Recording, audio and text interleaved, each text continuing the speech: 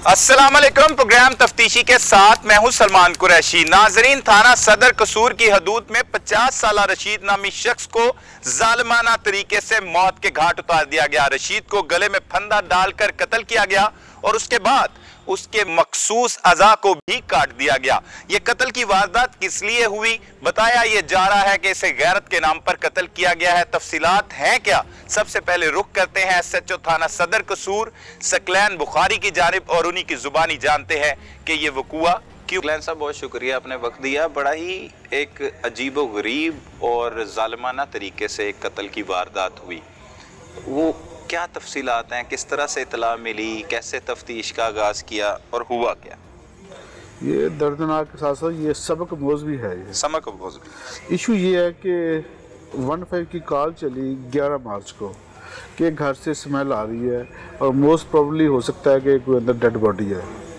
हम वहाँ पे गए, जाके जब गेट तोड़ा अंदर देखा तो डेड बॉडी पड़ी हुई थी मकतूल की, और वो इतनी जालिमाना तरीके से पड़ी हुई थी कि डेड बॉडी तो थी तो उसके जिस्म के अज़ा काट के उसके ऊपर रखे हुए थे।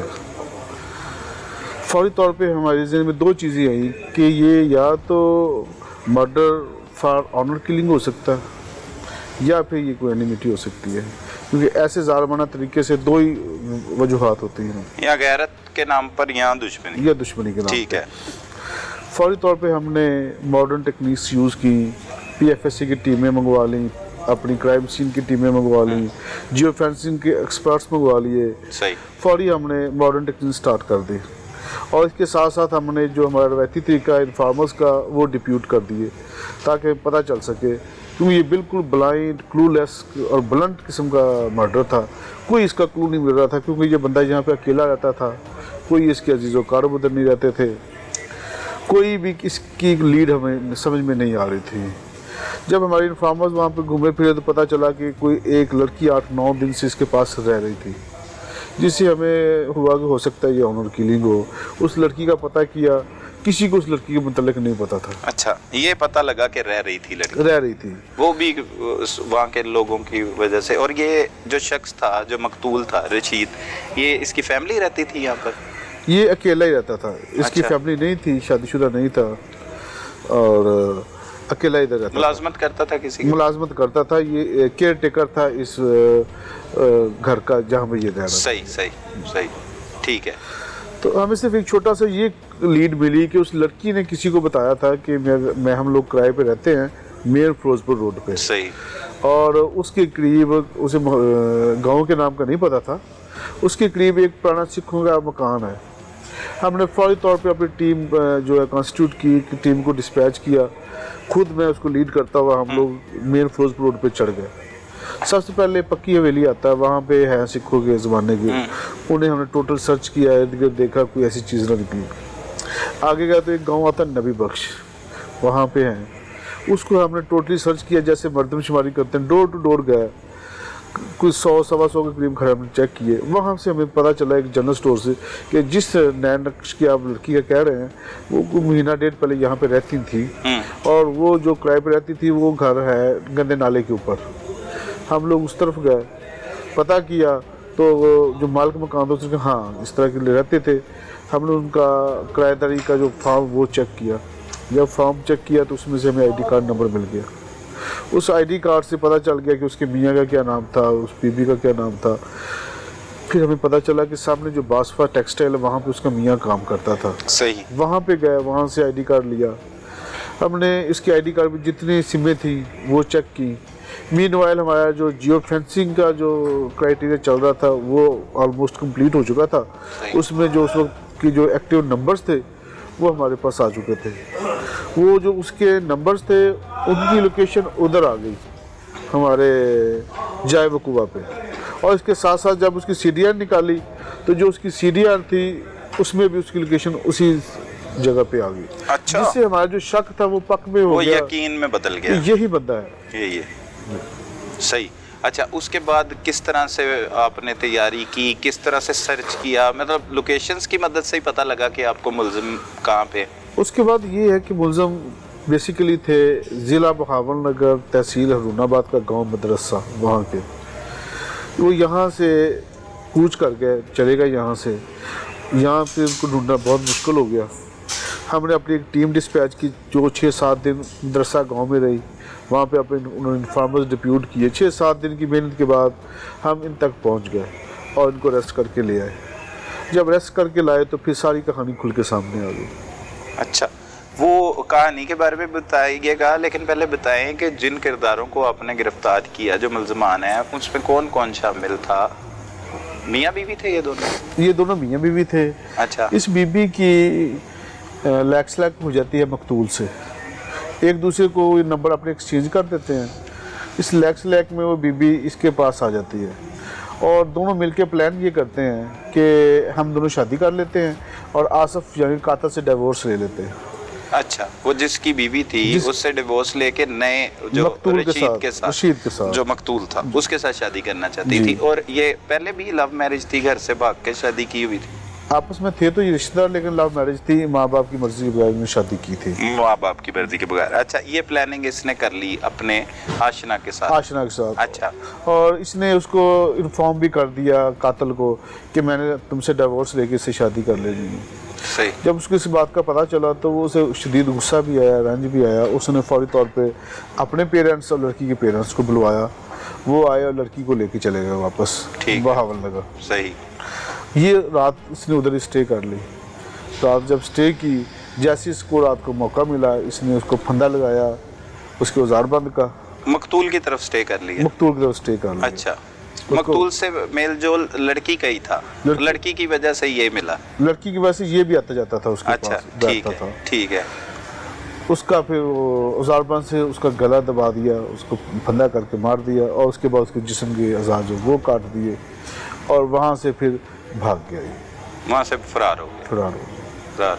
ये कत्ल फिर गैरत के नाम पर ही हुआ तकरीबन? जी, ये ऑनर किलिंग ही हुआ, लेकिन इसको ज़्यादातर ये था कि मेरी बीवी मुझसे डिवोर्स लेके इसके साथ शादी कर लेगी, इस बात का ज़्यादा रंज था इसको। रंज था जिसका उसने वो भरपूर बदला ले लिया इसको। तो बीवी पर भी कोई हमला करने की कोशिश की या क्या तफ्तीश में, और क्या क्या बातें सामने आई? नहीं, बीवी तो कत्ल होने से पहले वापस जा चुकी थी और अपने माँ बाप के पास रह रही थी। उसे तो कोई हमला करने की कोशिश की, क्योंकि जब हमने रेड करके पकड़ा है तो इसको अलग जगह से पकड़ा है और बीबी को उसके घर से पकड़ा है। सही। वो अपने घर में रह रही थी और ये जो कातिल था ये कहीं छुप के रह रहा था। जी। सही। इन दोनों को फिर गिरफ्तार किया। तो गिरफ्तार करने के बाद जब आपने इनसे तफ्तीश का आगाज किया तो इनका मौक़िफ़ क्या था?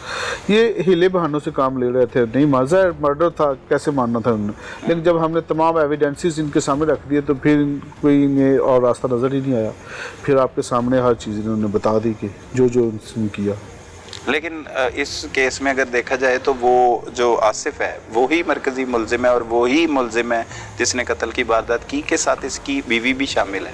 नहीं, सेंट्रल जो है ना अक्यूज यही है, आसिफ ही है। वो खतून का इसमें कत्ल में नहीं है, इन्वॉल्वमेंट नहीं है? हाँ, नहीं, उसकी कंसेंट नहीं है इसमें। लेकिन फिर भी हिरासत में ले रखा है उसे। ये इंटेरोगेशन के लिए ज़रूरी था कि हम थारो इसकी इंटेरोगेशन कर सके ताकि कोई सुकम खाली ना रह जाए। कल को ये ना हो कि एक को हम चलान कर दें और इसका कोई ना कोई किरदार हो और वो किरदार बाकी रह जाए। ज़ाहिर मर्डर है और कत्ल को पूरे एविडेंसेस के साथ हमें चलान करना होता। सही। तो अब की तफ्तीश में क्या कुछ सामने आ चुका है कि वो खतून नहीं है इसमें शामिल? जी, अपेरेंटली ऐसे ही है। ना उसकी कंसेंट थी ना वो मौके पे थी। तो उसे छोड़ दिया जाएगा, रिहा कर देंगे? ज़ाहिर जी, उसे फिर अदालत के रहमो करम पे। और मुल्जिम जो मरकजी मुल्जिम है उसने इतराफ़ जुर्म कर लिया? उसने इतराफ़ जुर्म कर लिया और वो गैरत का नाम ही दे रहा है इसे। क्या मौक़िफ़ में क्या बताता है, किस वजह से उसने मर्डर किया? मौक़िफ़ में ये बताता है कि मेरी बीवी पे कब्जा करके बैठ गया था, मुझसे डिवोर्स दिलवा के खुद शादी करना चाह रहा था, इसलिए मैंने उसे कत्ल कर दिया। सही। लेकिन जिस सफाकी से कत्ल किया उसने, तो ये हमारे लिए बड़ा स्टनिंग था। अब गिरफ्तारी भी कर ली, तफ्तीश भी मुकम्मल हो चुकी है। मज़ीद इससे करार वाक़या सज़ा दिलवाने के लिए क्या किरदार अदा करेंगे और मकतूल का जो मुकदमा दर्ज हुआ है वो किसकी मुद्दत में दर्ज है? मकतूल का जो मुकदमा दर्ज हुआ है वो इसके मालिक की मुद्दत में हुआ है। अच्छा। और इनको मैक्सिमम पेनल्टी दिलवाने के लिए तमाम मेजर एविडेंसेस हमने मिसल का हिस्सा बना दिए हैं जैसे जियो फेंसिंग की रिपोर्ट्स, जैसे इसकी CDRs, वहाँ पे इसकी लोकेशंस, जैसे जिससे फंदा दिया गया था वो औजारबंद, जिससे इसने वो टूल काटा था वो knife, her cheese each and everything हमने कोई इसका सुकून खाली नहीं छोड़ा। इंशाल्लाह तमाम एविडेंसेस के साथ इसे हम चलान करेंगे।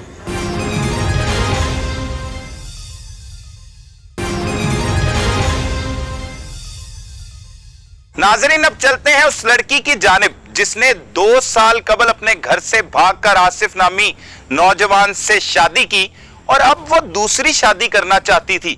आखिर पहली लव मैरिज में क्या इख्तलाफात हुए और वो दूसरी शादी क्यों करना चाहती थी और फिर ये कत्ल की वारदात हो गई, वो क्या कहती है इस सब के बारे में आप खुद ही सुन लीजिए। क्या नाम है आपका? हिफ्जा। हिफ्जा कहाँ की रहने वाली?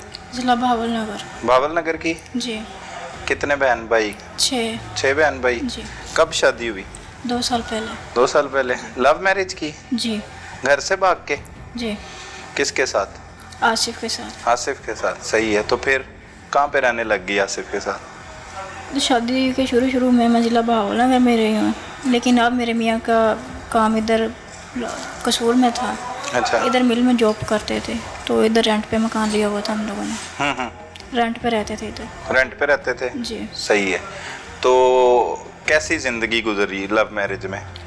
इधर आके 5-6 महीने तो ठीक गुजरी है, बसर हुआ हमारा। 6 महीने के बाद लड़ाई झगड़ा मार पिटाई शुरू हो गई थी। 6 माह बाद लड़ाई झगड़ा शुरू हो गया? जी, मार पिटाई शुरू हो गई थी। वो किस वजह से लड़ाई झगड़ा होता था? मेरी लव मैरिज थी और आसिफ को अच्छा नहीं लगता था कि मैं अपने घर वालों से बात करूं, अपनी अम्मी से या अपनी सिस्टर। आप करती थी बात? जी, मैं कर। तो घर वालों ने माफ़ कर दिया था? जी, घर वालों मिलना शुरू कर दिए थे। सही है, सही है। तो फिर लड़ाई झगड़ा शिद्दत इख्तियार कर गया? जी, बहुत ज़्यादा। और अब तो ये जो काम पे भी नहीं जा रहे थे। कब से? 2 माह से। अच्छा, सही। फिर ना तो ड्यूटी पे जा रहे थे और मार पिटाई भी ज़्यादा शुरू कर दी थी, नशा वगैरह ज़्यादा शुरू कर दिया था इन्होंने। क्या करते थे? नशा? चर्स पीते थे। अच्छा, सही। और यही वजह थी कि मैं रशीद से मिली।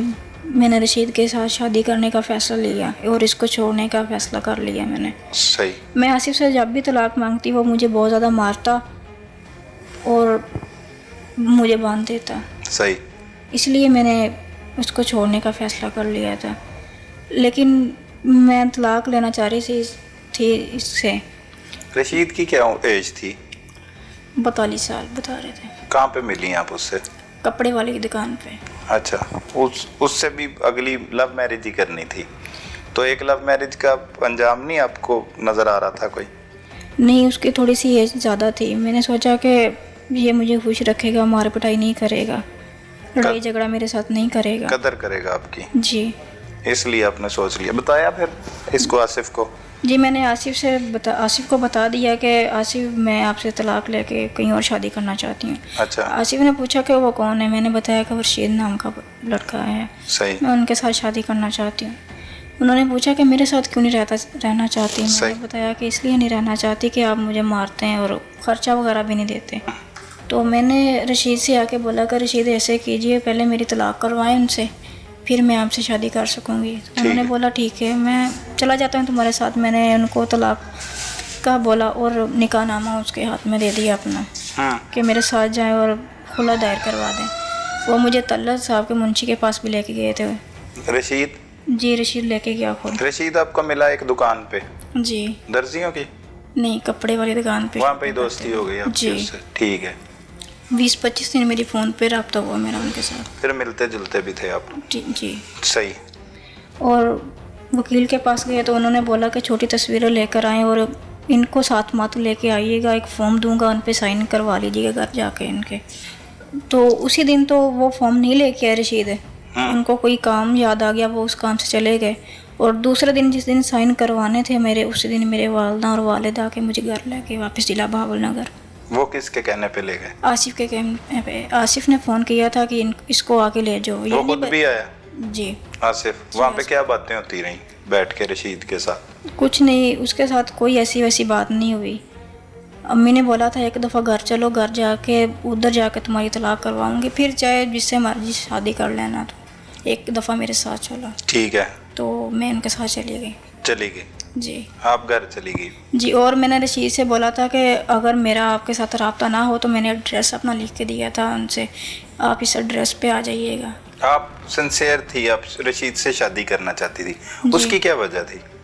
उसकी यही वजह थी कि आपको बताया कि उसकी एच भी ठीक ज़्यादा थी थोड़ी सी, लेकिन मैंने सोचा कि ये मेरी कदर करेगा, लड़ाई झगड़ा नहीं करेगा, मार पिटाई नहीं करेगा मेरे साथ। इस यही वजह थी कि मैं शादी करना चाहती थी। नशा भी करती थी आप रशीद के साथ? जी, मैं वो कैसे, कब से कर रही हैं नशा? तकरीबन यही 20-25 दिन से। वो कैसे, पहली बार कैसे किया नशा? पता नहीं, वो धुआं सा था। मैंने बोला कि ये कौन सा नशा है, मैंने बोला कि ये कौन सा नशा है। उन्होंने बोला कि ये रशीद करता था? जी, रशीद। उनके साथ एक लड़की भी आती थी, वो करती थी। अच्छा, पूछा कौन सा नशा है? तो उन्होंने बोला, वो हंसने लगे और बोला कि ये नशा नहीं है कोई, ये ऐसे ही बस मुंह में धुआं डालते हैं और बाहर निकाल देते हैं। सही है। तो तकरीबन उन्होंने 2-3 दिन मैंने उनके साथ किया। मैंने सोचा कि कौन सा कोई नशा है। क्या होता था उससे करने के बाद? कुछ नहीं, बस नींद नहीं आती। अच्छा, जागते रहते थे? जी। सही। वो किया? जी। और वो पहली बार कब किया? पहली बार 20 दिन पहले। अच्छा। तो एक दफ़ा किया, 2 दफ़ा या 3 दफ़ा किया, तो चौथी दफ़ा उसकी तलब होनी शुरू हो गई। अच्छा। तो अगर वो कैसे होती थी तलब? तबीयत बहुत ज़्यादा ख़राब रहने लगती है और जिस्म काम नहीं करता। अच्छा, सही है। जिस्म बिल्कुल बेजान हो जाता है। सही। तो फिर मेरी मजबूरी बन गई वो नशा करना। सही। फिर इस हालत में आप घर भी जाती थी नशा करके आसिफ के पास? जी, 2-3 दफ़ा घर गई है। पूछता था वो? जी, 2-3 मरतबा पूछा और मैंने बता दिया था। क्या बताया? कि मैं नशा करके? जी, मैंने उनसे बोला कि हाँ, मैंने नशा किया और रशीद के पास बैठ के किया। सही है। तो एक बंदा आपको नशे करवा रहा है तो आप उसके साथ दूसरी शादी करना चाह रही हैं? लेकिन वो मुझे ये नहीं पता था कि ये आइस है या नशा है या ऐसे मुझे लग जाएगा। पहले 1-2 दिन तो मैंने ऐसे मजाक में किया, लेकिन मुझे ये नहीं पता था कि ये नशा मुझे लग जाएगा। सही। और बाद में मैं घर चली गई, मुझे नहीं पता आसिफ ने उसको कैसे मारा कैसे नहीं मारा। ठीक है। 8 दिन बाद मुझे पता चला है। आसिफ कहता है जब उसने कत्ल किया और कत्ल करने के बाद अपने घर चला गया थोड़ा बहुत सामान लेके, तो आपके साथ ही रहा? अपने आप ससुराल में ही रही हैं अपने? नहीं, मैं अपने मैके में थी। मैके में वो थी? मेरी अम्मी के घर पे रहा। अच्छा, आपकी अम्मी की तरफ? जी, मुझे बता भी दिया आके कि मैंने रशीद को कत्ल नहीं, मुझे नहीं बताया उन्होंने। अच्छा जी, मुझे मनाते रहे कि नहीं, मुझसे तलाक ना लो, मेरे साथ ही रहो, लेकिन मैं नहीं मानी। अच्छा, मेरी अम्मी के घर से पुलिस मुझे लेके आई है, मुझे और आसिफ को। नहीं आपको पता भी नहीं लगा रशीद कत्ल हो गया?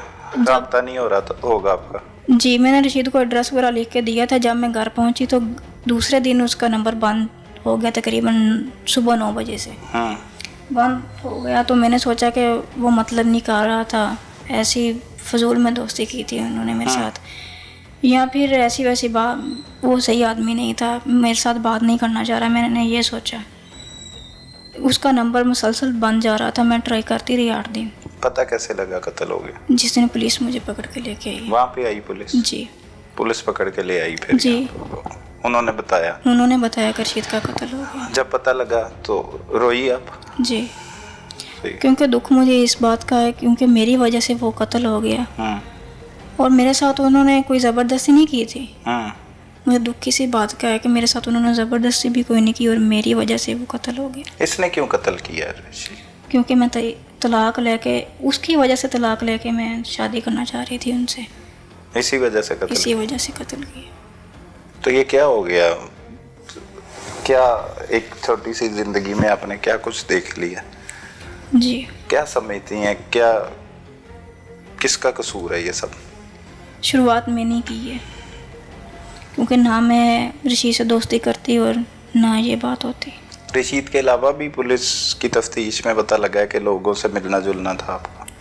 नहीं, मेरा नहीं मिलना जुलना था ज़्यादा, मैं ज़्यादा घर पर ही रहती थी। तो उसके इसके कोई दोस्त वगैरह कोई लोग आते थे घर में मिलने? हाँ, घर पे आते थे, लेकिन मैंने मना कर दिया था कि जब मैं आपके पास होती हूँ तब कोई ना आए, क्योंकि मुझे बुरा लगता है।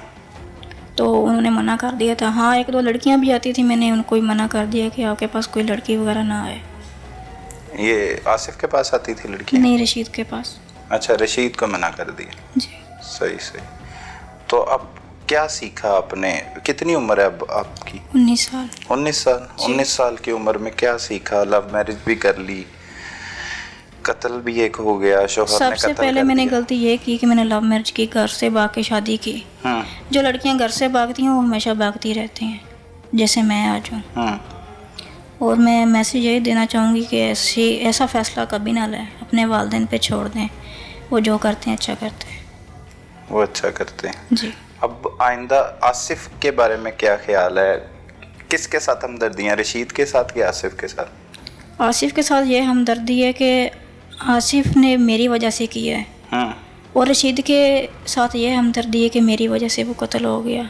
दोनों के साथ हमदर्दी है। कसूरवार मैं हूँ, सारी गलती मेरी है, मैंने शुरुआत की थी गलती की। तो आपको सज़ा मिलनी चाहिए इसकी? जी बिल्कुल, मैं सज़ा की हकदार हूँ। लेकिन आप कत्ल में तो इन्वॉल्व नहीं है। नहीं, मैं कत्ल में इन्वॉल्व नहीं हूँ। तो फिर किस चीज़ की सज़ा? इसी बात की कि शादीशुदा होने के नाते किसी और से ताल्लुक़ नहीं रखना चाहिए, उसका अंजाम यही होता है। अंजाम यही होता है। अब कैसे ज़िंदगी गुजारेंगी? यहाँ से तो पुलिस आपको छोड़ देगी कुछ देर अरसे बाद, तो कैसे ज़िंदगी गुजरेगी? ये तो पता नहीं है, लेकिन आगे आने वाली ज़िंदगी बहुत बुरी है। सही। आसिफ का कोई बच्चा वगैरह भी नहीं हुआ? पहली शादी में से है इनकी औलाद। अच्छा, ये दूसरी शादी थी आसिफ जी। सही। वो कहाँ पे बीवी? उसको तलाक दे दी। तलाक दे दी। उनके साथ भी झगड़ा होता था इनका। तो वो बच्चा किधर है? वो अपनी दादू के पास है। आपके पास नहीं रहता था? नहीं, अब मेरे पास आते ही छुट्टियों में, स्कूल की छुट्टियों में आते हैं, फिर चले जाते हैं। आसिफ ने ठीक किया, गलत किया, क्या लगता है आपको? आसिफ ने गलत किया, सज़ा होनी चाहिए उसे। जी बिल्कुल, उसकी गलती की सज़ा तो उसको मिलनी चाहिए थी। जज्बात में आके ये फैसला लिया उसने, और जज्बात पे काबू पाना चाहिए था उनको। तलाक लेंगी अब आसिफ से? जी लेंगी। क्योंकि मैं उनके साथ अब नहीं रह सकती, क्योंकि ना तो वो मुझे रखेगा और ना मैं उसके साथ रहना पसंद करूँगी। सही। तो वालिदैन क्या कहते हैं? मिलने आए? 2 दफ़ा आए लेकिन अब नहीं आ रहे। क्या लगता है अब इसके बाद कहाँ पे रहना पड़ेगा? दारुल मान। घर नहीं जा सकती? नहीं। शर्मिंदगी होती है घर जी, जाते? बहुत ज़्यादा शर्मिंदगी होती है, और मैं अपने बहन भाइयों की ज़िंदगी ख़राब नहीं कर सकती वहाँ जाके, क्योंकि मैं वहाँ जाऊँगी तो बहुत सारे लोग बातें बनाएंगे, और मैं नहीं चाह रही कि मेरी वजह से और ज़िंदगियाँ बर्बाद हो।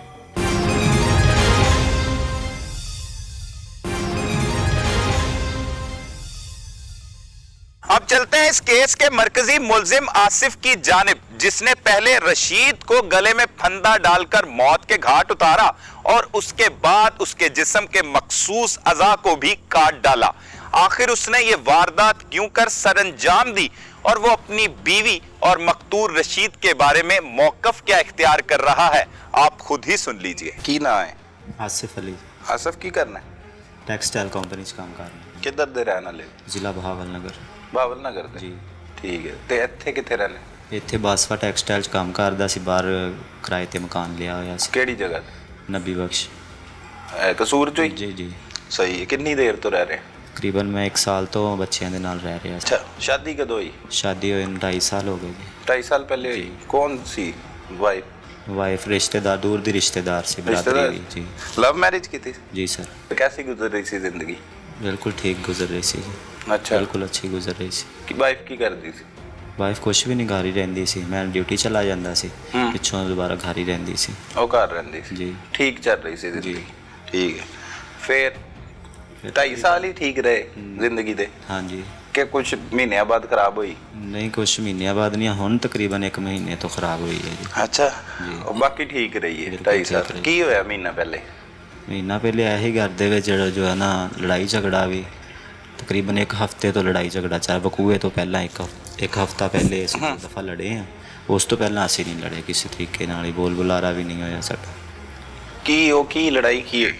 ਲੜਾਈ ਇਹੀ ਹੋਈ ਸੀ ਕਿ ਤੇ 2 ਦਫਾ ਇਸ ਦੇ ਨਸ਼ੇ 'ਚ ਘਰ ਆਈ ਹੈ, ਨਸ਼ਾ ਕਰਦੀ ਜੀ। ਤੂੰ ਵੀ ਕਰਨਾ? ਪਹਿਲੇ ਨਹੀਂ ਸੀ ਕਰਦੀ, ਹੁਣ ਇਹ ਤਕਰੀਬਨ 1 ਹਫ਼ਤੇ ਤੋਂ ਕਰ ਲੱਗ ਪਈ ਸੀ। ਅੱਛਾ ਤੂੰ ਵੀ ਕਰਨਾ ਨਸ਼ਾ? ਮੈਂ ਖਾਲੀ ਸਿਗਰਟ ਪੀਣਾ ਜੀ, ਮਾੜੀ ਮੋਟੀ ਸਿਗਰਟ ਪੱਕਾ ਵੀ ਪੀ ਲੈਣਾ। ਅੱਛਾ ਜੀ ਸਹੀ ਹੈ। ਇਹ ਆਈਸ ਪੀਂਦੀ ਸੀ? ਜੀ। ਕਦੋਂ ਤੋਂ ਪੀਣੀ ਸ਼ੁਰੂ ਕੀਤੀ? ਤਕਰੀਬਨ 1 ਮਹੀਨੇ ਤੋਂ। ਕਿਉਂ? ਕੋਈ ਪਤਾ ਨਹੀਂ ਜੀ। ਪੁੱਛਿਆ ਤੂੰ? ਰਸ਼ੀਦ ਜੀ, ਮੈਨੂੰ ਇਹਨਾਂ ਨੇ ਰਸ਼ੀਦ ਦਾ ਨਾਮ ਲਿਆ ਸੀ ਜੀ, ਜੇ ਜੋ ਕਤਲ ਹੋਇਆ ਨਾ ਇਸ ਦਾ ਨਾਮ ਲਿਆ ਸੀ। ਅੱਛਾ ਕੀ ਨਾਂ ਕੀ ਲਿਆ? ਰਸ਼ੀਦ। ਮੈਂ ਫਿਰ ਇਸ ਦਾ ਪਿੱਛਾ ਵੀ ਕੀਤਾ, ਇੱਥੇ ਸਟੀਲ ਬਾਗ ਤੱਕ ਇਹ ਆਏ ਨੇ ਤੇ ਇਹਨਾਂ ਕੋਲ ਬਹਿੰਦੇ ਉੱਠਦੇ ਸੀ ਇਹ। ਨਹੀਂ ਤੇ ਤੇਰੀ ਬੀਵੀ ਜੀ ਤੇਰੇ ਬਗੈਰ ਪੁੱਛੇ ਕਹਿੰਦੀ ਚਲੀ ਜਾਂਦੀ ਸੀ ਆਈਸ ਦਾ ਨਸ਼ਾ ਕਰ? ਸਰ ਮੇਰੀ ਡਿਊਟੀ ਅੱਗੇ ਪਿੱਛੇ ਹੁੰਦੀ ਸੀ, ਮੈਂ ਸਵੇਰ 6 ਵਜੇ ਜਾਣਾ, 2 ਵਜੇ ਆ ਜਾਣਾ। 1 ਹਫ਼ਤਾ ਸੂਏ ਅਸਲ ਕੌਣ ਰਹਿੰਦਾ?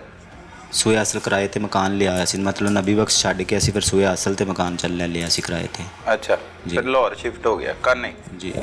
ਅੱਛਾ ਪਹਿਲੇ ਦਿਨ ਕਦੋਂ ਨਸ਼ੇ ਚ ਆਈ ਤੇਰੀ ਬੀਵੀ? ਪਹਿਲੇ ਦਿਨ ਵਕੂਏ ਤੋਂ ਤਕਰੀਬਨ 2 ਹਫ਼ਤੇ ਪਹਿਲੇ। ਅੱਛਾ ਉਹ ਕਹਿੰਦੇ ਤੂੰ ਮਹਿਸੂਸ ਕੀਤਾ ਪਹਿਲੇ ਵੀ ਕੋਈ ਨਸ਼ਾ ਕਰਦੀ ਸੀ? ਨਹੀਂ ਪਹਿਲੇ ਨਹੀਂ ਸੀ ਕਰਦੀ ਜੀ। ਅੱਛਾ ਇਸਨੇ ਆਪ ਆਪਣੀ ਜ਼ੁਬਾਨ ਚੋਂ ਦੱਸਿਆ ਕਿ ਮੈਂ ਇਸ ਕੋਲੇ ਜਾਨੀ ਔਰ ਇਹ ਮੈਨੂੰ ਬਲੈਕਮੇਲ ਕਰਦਾ ਹੈ। ਕਿਹਦੇ ਕੋ ਜਾਨੀ ਹੈ? ਰਸ਼ੀਦ ਕੋਲੇ। ਅੱਛਾ ਜੀ। ਰਸ਼ੀਦ ਕੌਣ ਸੀ? ਇਹ ਜੋ ਕਤਲ ਹੋਇਆ। ਤੇਰਾ ਵਾਕਫ? ਨਹੀਂ ਮੇਰਾ ਨਹੀਂ ਸੀ, ਇਸ ਦਾ ਵਾਕਿਫ ਸੀ। ਕਿੰਜ ਬਣਿਆ? ਇਸ ਦਾ ਮੈਨੂੰ ਨਹੀਂ ਪਤਾ, ਮੈਂ ਇਸ ਕੋਲੋਂ ਪੁੱਛਿਆ ਜੋ ਇਹਨਾਂ ਨਾਲ ਦੁਆ ਸਲਾਮ ਕਿੰਨੇ ਕਰਵਾਈ ਜਾਂ ਕਿਸ ਤਰ੍ਹਾਂ ਹੋਈ ਹੈ। ਇਹਨੂੰ ਇਹਨਾਂ ਨੇ ਆਖਿਆ ਕਿ ਸ਼ਾਪਿੰਗ ਸੈਂਟਰ ਤੇ ਅਸੀਂ ਬੈਠਾ ਆਪਣਾ ਮੈਂ ਗਈ ਹਾਂ ਤੇ ਉਸ ਜਗ੍ਹਾ ਤੇ ਅਸੀਂ ਦੋਸਤੀ ਕੀਤੀ ਇੱਕ ਦੂਸਰੇ ਨਾਲ। ਆਪੇ ਹੀ ਕਰ ਲਈ? ਜੀ। ਅੱਛਾ ਦੋਸਤੀ ਹੋ ਗਈ ਤੇ ਤੂੰ ਉਹਨੂੰ ਕਿਹਾ ਨਹੀਂ ਕਿ ਕਿਉਂ ਦੋਸਤੀ ਕੀਤੀ? ਮੈਂ ਉਸਨੂੰ ਪੁੱਛਿਆ ਸੀ ਜੀ, ਉਹਨਾਂ ਆਖਿਆ ਮੈਨੂੰ ਬਲੈਕਮੇਲ ਕਰਦਾ, ਮੇਰੀਆਂ ਤਸਵੀਰਾਂ ਨੇ, ਆਪਣਾ ਨਿਕਾਹਨਾਮਾ ਹੈ ਉਹਦੇ ਕੋਲੇ। ਕਿਹੜਾ ਨਿਕਾਹਨਾਮਾ? ਮੇਰਾ ਆਪਣਾ ਨਿਕਾਹਨਾਮਾ ਜੀ। ਤੇਰਾ ਨਿਕਾਹਨਾਮਾ ਉਹਦੇ ਕੋਲ? ਰਸ਼ੀਦ ਕੋਲ? ਜੀ ਜੀ। ਉਹ ਕਿੰਜ ਪਹੁੰਚਿਆ? ਉਹ ਇਸਨੇ ਆਖਿਆ ਕਿ ਮੈਂ ਉਹਨਾਂ ਦੇ ਘਰ ਗਈ ਹਾਂ, ਮੈਨੂੰ ਉਹਨਾਂ ਨੇ ਬੁਲਾਇਆ ਸੀ, ਉਸ ਤੇ ਮੈਨੂੰ ਨਸ਼ਾ ਦਿੱਤਾ ਤੇ ਮੇਰੇ ਵਾਇਲਟ ਚੋਂ ਕੱਢਿਆ। ਤਸਵੀਰਾਂ ਸੀ ਪਾਸਪੋਰਟ ਸਾਈਜ਼। ਤੇ ਤੈਨੂੰ ਲੱਗਦਾ ਜ਼ਬਰਦਸਤੀ ਨਸ਼ਾ ਕਰਾਇਆ ਹੋਣਾ ਉਹਨੇ? ਨਹੀਂ ਸਰ ਇਸ ਤਰ੍ਹਾਂ ਜ਼ਬਰਦਸਤੀ ਤਾਂ ਨਹੀਂ ਹੋ ਸਕਦਾ ਜੀ। ਜ਼ਬਰਦਸਤੀ ਨਹੀਂ ਹੋ ਸਕਦਾ। ਅੱਛਾ ਫਿਰ ਕੀ ਹੋਇਆ? ਨਸ਼ੇ 'ਚ ਆ ਗਈ ਫਿਰ ਕੀ ਕੀਤਾ ਤੂੰ? ਇਹ 2 ਹਫ਼ਤੇ ਪਹਿਲੇ ਵਕੂਏ ਤੋਂ ਪਹਿਲੇ ਫਿਰ ਜੇ ਉਹਨਾਂ ਅਸੀਂ ਲੜੇ ਆ, ਇਤਨਾ ਜ਼ਿਆਦਾ ਨਹੀਂ ਲੜੇ, ਵੈਸੇ ਬੋਲ ਬੁਲਾਰਾ ਸਾਡਾ ਲਾਜ਼ਮੀ ਹੋਇਆ ਵੇ ਤੇ ਉਸ ਤੋਂ ਬਾਅਦ ਫਿਰ ਅਸੀਂ ਠੀਕ ਹੋ ਗਏ ਹਾਂ। ਫਿਰ ਦੁਬਾਰਾ ਮੈਨੂੰ ਉਸ ਟਾਈਮ ਨਹੀਂ ਹੋਰ ਵੀ ਬੰਦੇ ਆਉਂਦੇ ਜਾਂਦੇ ਸੀ ਘਰ? ਨਹੀਂ ਸਾਡੇ ਕੋਲ ਇੱਕ ਮੇਰੀ ਦੁਆ ਸਲਾਮ ਵਾਲੇ ਬੰਦੇ ਜੋ ਹੈਗੇ ਸਨ ਮੈਨੂੰ ਬਾਰ-ਬਾਰ ਮਿਲਦੇ ਸੀ, ਘਰ ਨਹੀਂ ਸੀ ਆਉਂਦੇ। ਜੀ ਸਹੀ। ਲੇਕਿਨ ਮੈਨੂੰ ਉਸ ਟਾਈਮ ਰਸ਼ੀਦ ਦਾ ਨਹੀਂ ਸੀ ਪਤਾ। ਫਿਰ ਦੂਸਰੀ ਦਫਾ ਜਦੋਂ ਇਹ ਐਵੇਂ ਕਰਕੇ ਆਈ ਹੈ ਫਿਰ ਮੈਂ ਉਸ ਦਾ ਪਿੱਛਾ ਕੀਤਾ ਸੀ, ਜੋ ਕਿ ਰਸ਼ੀਦ ਕੋਲੇ ਆਈ ਸੀ। ਠੀਕ ਹੈ। ਸਟੀਲ ਬਾਗ ਉਲਬਰਕ। ਅੱਛਾ ਇੱਧਰ ਆਈਏ ਕਸੂਰ ਚੋਂ ਸਟੀਲ ਬਾਗ? ਜੀ ਜੀ। ਫਿਰ ਪਿੱਛਾ ਕੀਤਾ ਉਹਦਾ? ਜੀ। ਕਦੋਂ ਦੀ ਗੱਲ ਹੈ ਉਹ? ਇਹ ਵਕੂਏ ਤੋਂ 1 ਹਫ਼ਤਾ ਪਹਿਲੇ ਦੀ ਗੱਲ। ਹਾਂ ਜੀ। ਕਿੰਜ ਪਿੱਛਾ ਕੀਤਾ? ਕਿਹਦੇ ਤੇ ਆਈ ਹੈ? ਰਕਸ਼ੇ ਤੇ। ਤੇ ਤੂੰ ਕਿਹਦੇ ਤੇ ਸੀ? ਮੈਂ ਵੀ ਰਕਸ਼ੇ ਤੇ ਸੀ। ਅੱਛਾ ਫਿਰ ਵੇਖ ਕੇ ਗਿਆ? ਜੀ। ਅੱਗੇ ਕੀ ਕੀਤਾ? ਅੱਗੇ ਫਿਰ ਮੈਨੂੰ ਪਤਾ ਚੱਲਿਆ ਕਿ ਫਿਰ ਇਹਨਾਂ ਨੇ ਮੈਨੂੰ ਆਖਿਆ ਕਿ ਮੈਂ ਉਹਦੇ ਨਾਲ ਸ਼ਾਦੀ ਕਰਨੀ ਹੈ ਜਾਂ ਮੇਰਾ ਨਿਕਾਹਨਾਮਾ, ਮੈਨੂੰ ਇਸ ਤਰ੍ਹਾਂ ਬਲੈਕਮੇਲ ਕਰ ਰਿਹਾ ਉਹ, ਮੇਰੇ ਨਾਲ ਸ਼ਾਦੀ ਕਰ ਤੇ ਨਹੀਂ ਤੇ ਫਿਰ ਮੈਂ ਤੇਰੀਆਂ ਤਸਵੀਰਾਂ ਜੋ ਹੈ ਨਾ ਇਹਨਾਂ ਨੂੰ ਓਪਨ ਕਰਾਂਗਾ। ਪਰ ਮੈਂ ਜੋ ਹੈ ਨਾ ਇਹਨਾਂ ਨੂੰ ਆਖਿਆ ਵੀ ਤੁਸੀਂ ਇਹ ਕੰਮ ਕੀ, ਤੁਹਾਡਾ ਮੇਰਾ ਨਿਕਾਹਨਾਮਾ ਜਾਂ ਤੁਹਾਡੀਆਂ ਤਸਵੀਰਾਂ ਉਹਨਾਂ ਕੋਲ ਕਿਸ ਤਰ੍ਹਾਂ ਗਈਆਂ ਨੇ, ਆਖਰ ਉਸ ਦਾ ਕੋਈ ਤਰੀਕਾ ਜਾਂ ਕੋਈ ਤੁਸੀਂ ਆਪ ਜਾਣ ਕੇ ਦਿੱਤੀਆਂ? ਇਹਨਾਂ ਆਖਿਆ ਨਹੀਂ ਜੀ ਮੈਨੂੰ ਉਹਨਾਂ ਨੇ ਨਸ਼ਾ ਦਿੱਤਾ, ਘਰ ਬੁਲਾਇਆ ਸੀ, ਨਸ਼ਾ ਦੇ ਕੇ ਤੇ ਮੇਰੀ ਆਪਣਾ ਨਾ ਤਸਵੀਰਾਂ ਖਿੱਚੀਆਂ ਵੀ ਨੇ ਔਰ ਜੋ ਵਾਇਲਟ ਦੇ ਵਿੱਚ ਸੀ ਉਹ ਵੀ ਕੱਢੀਆਂ ਨੇ, ਨਿਕਾਹਨਾਮਾ ਵੀ ਕੱਢਿਆ ਵੇ ਔਰ ਹੁਣ ਮੈਨੂੰ ਇਹ ਕਹਿ ਰਿਹਾ ਜਾਂ ਇਸ ਕੋਲ ਡਿਵੋਰਸ ਲੈ ਕੇ ਤੇ ਮੇਰੇ ਨਾਲ ਸ਼ਾਦੀ ਕਰੋ। ਅੱਛਾ ਉਹ ਦੂਸਰੀ ਵਾਰੀ ਜਦੋਂ ਚਲੀ ਗਈ ਤੂੰ ਉਹਦਾ ਪਿੱਛਾ ਕੀਤਾ? ਪਿੱਛਾ ਉਹ ਅੰਦਰ ਚਲੀ ਗਈ ਤੇ ਤੂੰ ਕੀ ਕਰਦਾ? ਮੈਂ ਵਾਪਸ ਆ ਗਿਆ ਘਰ। ਤੂੰ ਵਾਪਸ ਆ ਗਿਆ ਘਰ? ਆ ਕੇ ਸੋ ਗਿਆ? ਵਾਪਸ ਆ ਕੇ ਨਹੀਂ, ਮੇਰੀ ਡਿਊਟੀ ਦਾ ਟਾਈਮ ਸੀ ਫਿਰ, ਲੇਕਿਨ ਉਸ ਟਾਈਮ ਮੈਂ ਡਿਊਟੀ ਵੀ ਨਹੀਂ ਗਿਆ।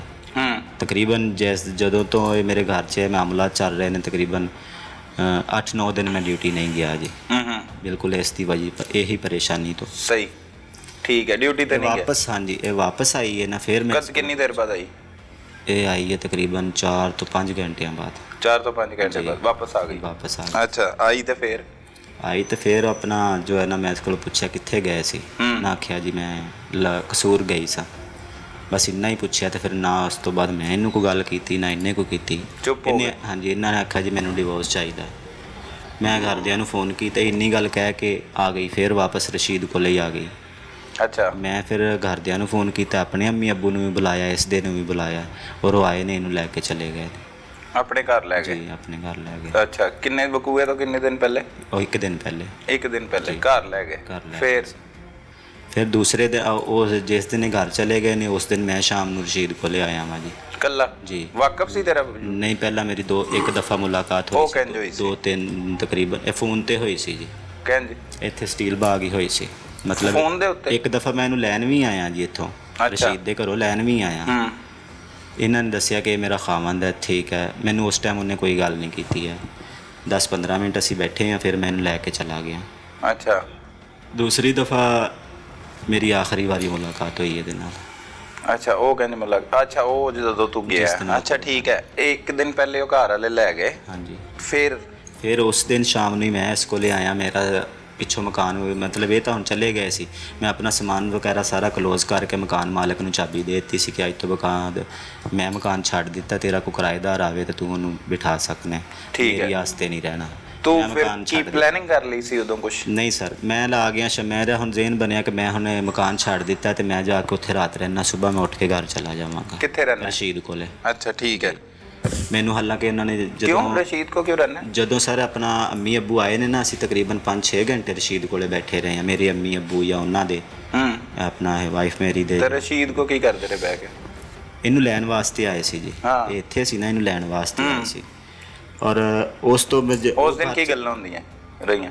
ਇਹੋ ਹੀ ਗੱਲਾਂ ਹੁੰਦੀਆਂ ਰਹੀਆਂ ਨੇ। ਆਪਣਾ ਬਿਮਾਰ ਵੀ ਹੈ ਸੀ, ਦਵਾਈ ਵਗੈਰਾ ਵੀ ਲੈਂਦੀ ਸੀ, ਗਿਲਾਨੀ ਵਾਲਿਆਂ ਕੋਲੋਂ ਰਿਪੋਰਟਾਂ ਮੈਂ ਆਪ ਕਢਵਾ ਕੇ ਦਿੱਤੀਆਂ ਸੀ। ਇੱਥੇ ਇੱਕ ਨਰਸ ਹੈ। ਰਸ਼ੀਦ ਕੀ ਕਹਿੰਦਾ ਸੀ? ਰਸ਼ੀਦ ਨੇ ਉਸ ਟਾਈਮ ਵੀ ਮੈਨੂੰ ਕੋਈ ਗੱਲ ਨਹੀਂ ਕੀਤੀ ਜੀ, ਮੈਨੂੰ ਉਹਨੇ ਉਸ ਟਾਈਮ ਵੀ ਕੋਈ ਗੱਲ ਨਹੀਂ ਕੀਤੀ। ਇਹਨੂੰ ਲੈ ਕੇ ਚਲੇ ਗਏ ਨੇ ਤੇ ਸ਼ਾਮ ਨੂੰ ਫਿਰ ਮੈਂ ਕਿਹਾ ਵੀ ਹੁਣ ਮੈਂ ਤਾਂ ਮਕਾਨ ਖਾਲੀ ਕਰਕੇ ਤੇ ਮੈਂ ਤਕਰੀਬਨ ਨਾ ਸੁਬਾਹ ਆ ਜਾਵਾਂਗਾ ਯਾਰ। ਤੇ ਬੀਵੀ ਕਹਿੰਦੀ ਸੀ ਤੇਰੀ ਮੈਂ ਰਸ਼ੀਦ ਨਾਲ ਹੁਣ ਸ਼ਾਦੀ ਕਰਨੀ ਹੈ, 3 ਤਲਾਕ ਦੇ ਕੇ। ਜੀ ਜੀ ਠੀਕ ਹੈ, ਉਹ ਲੈ ਗਏ। ਹਾਂਜੀ। ਤੂੰ ਮਕਾਨ ਖਾਲੀ ਕਰਤਾ? ਮਕਾਨ ਖਾਲੀ ਕਰਕੇ ਤੇ ਮੈਂ ਸੋਚਾਂ ਵੀ ਹੁਣ ਰਾਤ ਮੈਂ ਕਿੱਥੇ ਰਵਾਂ। ਰਾਤ ਮੈਂ ਇਹਦੇ ਕੋਲੇ ਆ ਗਿਆ ਜੀ, ਰਸ਼ੀਦ ਕੋਲੇ। ਅੱਛਾ। ਮਤਲਬ ਕਿ ਇਹਦੇ ਕੋਲੇ ਅਸੀਂ ਪਹਿਲੇ ਉੱਠ ਕੇ ਵੀ ਗਏ ਸੀ। ਫਿਰ ਮੈਂ ਆਖਿਆ ਚਾਚੂ ਕਿ ਮੈਂ ਨਾ ਮਕਾਨ ਖਾਲੀ ਕਰਨਾ ਵੇ ਤੇ ਅਗਰ ਮੈਨੂੰ ਜ਼ਰੂਰਤ ਹੋਈ ਤੇ ਮੈਂ ਇਹਨੂੰ ਆ ਜਾਵਾਂਗਾ, ਜੇ ਨਹੀਂ ਤੇ ਫਿਰ ਮੈਂ ਉੱਥੇ ਹੀ ਪਰਾਂ ਲਾਹੌਰ ਵੱਲ ਚਲਾ ਜਾਵਾਂਗਾ। ਰਸ਼ੀਦ ਨੂੰ ਕਿਹਾ ਚਾਚੂ? ਜੀ ਜੀ। ਅੱਛਾ। ਅੰਮੀ ਅੱਬੂ ਵੀ ਕਹਿੰਦੇ ਸੀ ਕਿ ਅਗਰ ਤੈਨੂੰ ਨਾ ਕੋਈ ਜਗ੍ਹਾ ਲੱਭੇ ਤੇ ਫਿਰ ਤੂੰ ਆਣ ਕੇ ਇੱਥੇ ਸੌਂ ਜਾਵੀਂ ਜਾਂ ਆਪਣਾ ਤਿਆਰੀ ਵਗੈਰਾ ਕਰੀ ਤੇ ਆ ਜਾਵੀਂ। ਠੀਕ ਹੈ। ਮੈਂ ਉੱਥੋਂ ਆਇਆ ਜੀ, ਰਾਤ ਰਿਹਾ ਮੈਂ ਇਹਦੇ ਕੋਲੇ। ਮੈਂ ਤਾਂ 1500 ਰੁਪਈਆ ਵੀ ਦੇਣਾ ਸੀ ਰਸ਼ੀਦ ਦਾ। ਤੂੰ ਦੇਣਾ ਸੀ? ਜੀ ਮੈਂ ਦੇਣਾ ਸੀ। ਉਹ ਉਧਾਰ ਲਿੱਤਾ ਸੀ? ਜਦੋਂ ਅੰਮੀ ਅੱਬੂ ਹੁਣੀ ਗਏ ਨੇ ਨਾ ਤੇ ਉਦੋਂ ਮੈਂ ਲੈ ਕੇ ਤੇ ਇਸ ਦੀ ਦਵਾਈ ਲਈ ਸੀ। ਮੇਰੇ ਕੋਲੇ ਕੋਈ ਨਹੀਂ ਸਨ, ਰਿਜ਼ਾਈਨ ਜਮ੍ਹਾਂ ਕਰਵਾਇਆ ਹੋਇਆ ਸੀ ਕੰਪਨੀ 'ਚ। ਠੀਕ ਹੈ। ਮੈਂ ਰਾਤ ਰਿਹਾ ਵਾਂ ਜੀ ਇਹਦੇ ਕੋਲੇ, ਤਕਰੀਬਨ 9:30 ਵਜੇ ਮੈਂ ਆ ਗਿਆ ਸੀ ਰਾਤੀ ਇਹਦੇ ਕੋਲੇ। ਠੀਕ ਹੈ। ਰਾਤ ਰਹੇ ਅਸੀਂ, ਮੈਂ ਨਾਲ ਦੇ ਕਮਰੇ 'ਚ ਸੋ ਗਿਆ ਵਾਂ, ਇਹ ਨਾਲ ਦੇ ਕਮਰੇ 'ਚ ਬੈਠਾ ਆਈਸ ਪੀਂਦਾ ਰਿਹਾ ਜੀ। ਕੱਲਾ? ਹਾਂਜੀ ਕੱਲਾ। ਅੱਛਾ। ਆਈਸ ਪੀਂਦਾ ਰਿਹਾ ਔਰ ਪਤਾ ਨਹੀਂ ਕਿੰਨੇ ਵਜੇ ਉਹ ਸੁੱਤਾ ਹੈ ਜਾਂ ਨਹੀਂ ਸੁੱਤਾ। ਮੈਂ ਸੋ ਗਿਆ ਸੀ। ਮੈਂ ਸਵੇਰ 7:30 ਵਜੇ ਉੱਠਿਆ ਔਰ ਤਿਆਰੀ ਕਰਨ ਲੱਗਿਆ ਘਰ ਦੀ। ਮੈਂ ਉਹਨੂੰ ਪੈਸੇ ਕੱਢ ਕੇ ਦੇਣ ਲੱਗਿਆ ਵਾਂ ਤੇ ਮੈਨੂੰ ਕਹਿੰਦਾ ਜੀ ਵੀ ਤੂੰ ਹੁਣ ਰੱਖ ਲੈ ਪੈਸੇ, ਮੈਂ ਪੂਰੇ ਕਰ ਲਏ ਨੇ, ਮੈਨੂੰ ਕਹਿੰਦਾ। ਬਸ ਉਸ ਤੋਂ ਬਾਅਦ ਫਿਰ ਇਹ ਗੱਲ ਸੁਣ ਕੇ ਮੈਂ ਚੁੱਪ ਕਰ ਰਿਹਾ ਵਾਂ। ਪਾਣੀ ਦਾ ਗਲਾਸ, ਮੈਂ ਬੇਸਨ 'ਚੋਂ ਪਾਣੀ ਦਾ ਗਲਾਸ ਭਰਿਆ, ਅੱਧਾ ਪੀ ਕੇ ਤੇ ਮੈਂ ਖਲੋ ਰਿਹਾ। ਸਿਗਰਟ ਕੱਢੀ, ਮੈਂ ਸਿਗਰਟ ਲਾ ਲਈ। ਇਹ ਦੂਸਰੀ ਗੱਲ ਫਿਰ ਉਹਨੇ ਇਹ ਕੀਤੀ ਹੈ ਕਿ ਜਿਹੜੇ ਪੈਸੇ ਲੈਣੇ ਨੇ ਲੈ ਲੈ, ਇਹ ਵਿਕਾਊ ਮਾਲ ਹੈ, ਹੋਰ ਮਿਲ ਜਾਏਗਾ ਤੇ ਬੇਗਮ ਨੂੰ ਡਿਵੋਰਸ ਦੇ ਦੇ। ਦੂਸਰੀ ਹੈ ਕੀਤੀ? ਤੂੰ ਕੀ ਕੀਤਾ? ਚੁੱਪ? ਮੈਂ ਚੁੱਪ ਕਰ ਗਿਆ। ਫਿਰ ਅਸੀਂ ਲੜ ਪਏ ਆ, ਮੈਂ ਉਸ ਦਾ ਗਲਾ ਦਬਾ ਕੇ ਕਤਲ ਕੀਤਾ ਉਸਨੂੰ। ਲੜ ਪਿਆ? ਜੀ। ਸੁੱਤੇ ਪਏ ਨਹੀਂ ਹੁਣ ਤੂੰ ਕਤਲ ਕੀਤਾ? ਸੁੱਤੇ ਪਏ ਸਰ ਜੀ, ਉਹ ਮਤਲਬ ਕੋਈ ਨਸ਼ੇ 'ਚ ਪਿਆ ਪਏ ਬੈਠੇ ਸੀ ਨਾ ਅਸੀਂ। ਬੋਤਲ 'ਚ ਆਪਣਾ ਪਾਣੀ ਦੀ ਵੀ ਭਰ ਕੇ ਲਿਆਇਆ, ਮੈਂ ਕੋਲ ਆਣ ਕੇ ਬਹਿ ਗਿਆ। ਫਿਰ ਉਹਨੇ ਮੈਨੂੰ ਦੂਸਰੀ ਗੱਲ ਕੀਤੀ। ਅੱਛਾ। ਤਕਰੀਬਨ ਉਹ ਮੇਰਾ ਖਿਆਲ ਹੈ ਵੀ ਆਪਣੀ ਹੋਸ਼ 'ਚ ਨਹੀਂ ਸੀ, ਨਹੀਂ ਤੇ ਉਹ ਕੰਮ ਕਰਦਾ ਹੀ ਕਿਉਂ। ਮਦੋਸ਼ ਸੀ? ਜੀ। ਅੱਛਾ। ਫਿਰ ਕੀ ਕੀਤਾ? ਰਾਤ ਤਕਰੀਬਨ ਆਈਸ ਪੀਂਦਾ ਰਿਹਾ। ਫਿਰ ਕੀ ਕੀਤਾ ਤੂੰ? ਮੈਂ ਉਸ ਦਾ ਗਲਾ ਦਬਾਇਆ, ਨਾਲ ਕੱਪੜੇ ਲੱਥੇ ਪਏ ਸਨ ਬੈਠਕ 'ਚ।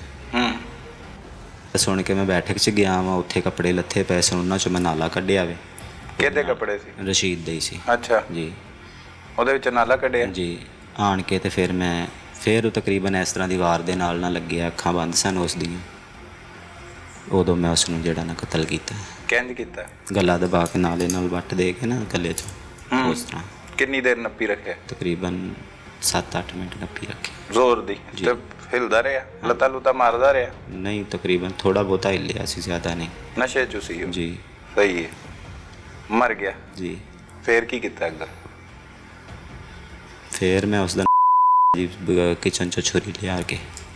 ਕਿਚਨ ਤੋਂ ਛੁਰੀ ਲਿਆ ਕੇ? ਜੀ। ਕੀ ਕੱਟਿਆ? ਉਹਦੇ ਕਤਲ ਕਰਤਾ ਉਹਨੂੰ? ਉਹ ਤੋਂ ਬਾਅਦ ਉਹਨੇ ਗੁੱਸਾ ਦਿਲਵਾਇਆ ਸੀ ਸਰ ਮੈਨੂੰ, ਮੈਂ ਕਤਲ ਕਰਕੇ ਹੀ ਚਲੇ ਜਾਣਾ ਸੀ। ਜੀ। ਪਲੈਨਿੰਗ ਕਤਲ ਦੀ ਕੀਤੀ ਸੀ ਸਿਰਫ? ਪਲੈਨਿੰਗ ਵੀ ਉਸ ਤਰ੍ਹਾਂ ਬਸ ਸੁਬਾਹ ਹੀ ਹੋਈ ਹੈ। ਇਹ ਗੱਲ ਹੈ, ਮੈਂ ਵਾਈਫ ਮੇਰੀ ਨੂੰ ਵੀ ਉਹਨੇ ਆਖਿਆ ਸੀ, ਉਹਨੇ ਆਖਿਆ ਤੇਰੇ ਖਾਵੰਦ ਨੇ ਕੀ ਕਰਨਾ, ਇੰਨੀ ਦੂਰੋਂ ਆਏ ਨੇ, ਤੂੰ ਸਿਰਫ ਆਪਣੀ ਮਰਜ਼ੀ ਕਰਿਆ ਕਰ, ਆਪਣੇ ਸਾਰਾ ਕੁਝ ਕਰਿਆ ਕਰ। ਉਹਨੇ ਕਹਿੰਦਾ ਮੇਰਾ ਕੀ ਲਫ਼ਜ਼ ਉਹਨੇ ਕਿਹਾ ਸੀ ਮੈਨੂੰ, ਵਾਈਫ ਨੂੰ ਕਿਹਾ ਸੀ ਔਰ ਇਹਨਾਂ ਨੇ ਫਿਰ ਮੈਨੂੰ ਦੱਸਿਆ। ਕਦੋਂ? ਇਹ ਜਦੋਂ ਰਸ਼ੀਦ ਦੀ ਬਾਰੇ ਸਾਡੇ ਘਰ ਗੱਲ ਹੋ ਰਹੀ ਸੀ ਨਾ, ਇਹਨਾਂ ਨੇ ਆਖਿਆ ਮੈਂ ਸ਼ਾਦੀ ਕਰਨਾ ਚਾਹੁੰਦੀ, ਤੇ ਮੈਂ ਕਿਹਾ ਵੈਸੇ ਵੀ ਉਹ ਇੱਕ ਅੱਛਾ ਇਨਸਾਨ। ਫਿਰ ਇਸਨੇ ਮੈਨੂੰ ਦੱਸਿਆ ਜੀ ਕੋਈ ਆਈਸ ਵੀ ਪੀਂਦਾ, ਵੇਚਦਾ ਵੀ ਹੈ, ਜਿਸਮ ਫਰੋਸ਼ੀ ਵੀ ਕਰਦਾ ਹੈ। ਅਗਰ ਉਹ ਅੱਛਾ ਇਨਸਾਨ ਹੁੰਦਾ, ਮੇਰੀ ਵਾਈਫ ਨੇ ਆਖਿਆ ਸੀ ਤਲਾਕ ਦੇ ਦੇ, ਮੈਨੂੰ ਡਿਵੋਰਸ ਚਾਹੀਦਾ, ਮੈਂ ਦੇ ਕੇ ਇਸ ਨੂੰ ਚਲਾ ਜਾਂਦਾ। ਗੈਰਤ ਉਦੋਂ ਵੀ ਨਹੀਂ ਆਈ ਕਿ ਉਸੇ ਦੇ ਕੋਲ ਚੱਲਣਾ ਹੈ ਜਿਹਦੇ ਨਾਲ ਬੀਵੀ ਜਿਹਦੇ ਕੋਲ ਜਾ ਕੇ ਰਹਿੰਦੀ ਹੈ, ਔਰ ਬੀਵੀ ਕਹਿੰਦੀ ਮੈਂ ਉਹਦੇ ਨਾਲ ਸ਼ਾਦੀ ਕਰਨੀ ਹੈ, ਤੇ ਇੱਕ ਰਾਤ ਗੁਜ਼ਾਰਨ ਵਾਸਤੇ ਉਹਦੇ ਕੋਈ ਚੱਲਣਾ, ਤੇ ਉਹਨੂੰ ਚਾਚੂ ਵੀ ਕਹਿ ਰਹੇ ਆ। ਇਸ ਟਾਈਮ ਕਿੱਥੇ ਗੈਰਤ, ਸਮਝ ਨਹੀਂ ਆ ਰਹੀ ਗੱਲ। ਸਰ ਉਸ ਟਾਈਮ ਮੈਂ ਬਰਦਾਸ਼ਤ ਕਰਕੇ ਫਿਰ ਰਿਹਾ ਸੀ ਜੀ, ਸਹੀ ਪੁੱਛੋ ਤਾਂ ਬਿਲਕੁਲ ਬਰਦਾਸ਼ਤ ਕਰਕੇ ਫਿਰ ਰਿਹਾ ਸੀ। ਔਰ ਮੈਂ ਜਦੋਂ ਇਹ ਚਲੀ ਗਈ ਸੀ, ਫਿਰ ਮੇਰਾ ਉੱਥੇ ਕੰਮ ਹੀ ਕੋਈ ਨਹੀਂ ਸੀ। ਮੇਰੇ ਮੇਨ ਪੁਆਇੰਟ ਤਾਂ ਮੇਨ ਚੀਜ਼ ਤਾਂ ਇਹੋ ਸੀ ਨਾ, ਇਹੋ ਸਮਝ ਲਓ ਮੇਰੀ ਮੇਨ ਚੀਜ਼ ਇਹੋ ਹੀ ਸੀ। ਜਦੋਂ ਇਹ ਚਲੀ ਗਈ ਹੈ, ਫਿਰ ਮੇਰੀ ਉਸ ਦੀ ਕੋਈ ਦੁਸ਼ਮਣੀ ਜਾਂ ਕੋਈ ਮੁਖਾਲਫਤ ਰਹਿ ਹੀ ਨਹੀਂ ਗਈ, ਕੋਈ ਖੁੰਦਕਬਾਜ਼ੀ ਰਹਿ ਹੀ ਨਹੀਂ ਗਈ। तो लेकिन फिर भी कत्ल करता तू, ठीक है, उन कत्ल करता है कि जिंदगी की गुजरेगी उनकी चन है की किता, ठीक किता जी, मैं बिल्कुल ठीक किया, ठीक कत्ल किता है। वजह थोड़ी जी दस। वजह यही है कि जो ना उन्हें मैंने गल्लां कीतियां ने, गुस्सा आया और मैं उन्हें कत्ल किया। कोई शर्मिंदगी नहीं कत्ल? बिल्कुल नहीं जी, बिल्कुल नहीं जी। सज़ा तैयार है, सज़ा लैन? सज़ा जो हुण अल्लाह देवेगा या कानून देवेगा वो भुगतांगे। तैयार है। कत्ल दी सज़ा पता है जी की हुंदी? मौत। मौत हो जानी चाहिए। मर तो मैं पहले ही गया सी, सही। जो उन्हें मैंने गल्लां कीतियां ने या बेगम दी ज़ुबान चो लफज सुनिया, उदन ही मर गया सी। वो कहते हैं ना, बुराई का अंजाम बुरा। इस कहानी में तीनों किरदारों के साथ ठीक ऐसा ही हुआ। शौहर ने अपनी बीवी के आशना को कत्ल किया और अब वो अपनी सजा का इंतजार कर रहा है। दूसरी जानिब वो लड़की जिसने 2 साल कबल इसी शौहर के लिए घर से भागकर शादी की थी, वो जिंदगी भर अजियत की जिंदगी गुजारने के लिए तैयार है। और तीसरी जानिब वो किरदार जिससे ये लड़की दूसरी शादी करने की ख्वाहिशमंद थी, उसे मौत के घाट उतार दिया गया। इसीलिए कहते हैं कि जो भी बड़ा फैसला अपने बड़ों की रजामंदी के साथ करना चाहिए, ताकि अंजाम इस तरह का भयानक ना हो। अपने इर्द गिर्द होने वाले जुर्म को फौरी 15 पर रिपोर्ट कीजिए। अपने मेजबान सलमान कुरैशी को इजाजत दीजिए। अल्लाह निगहबान।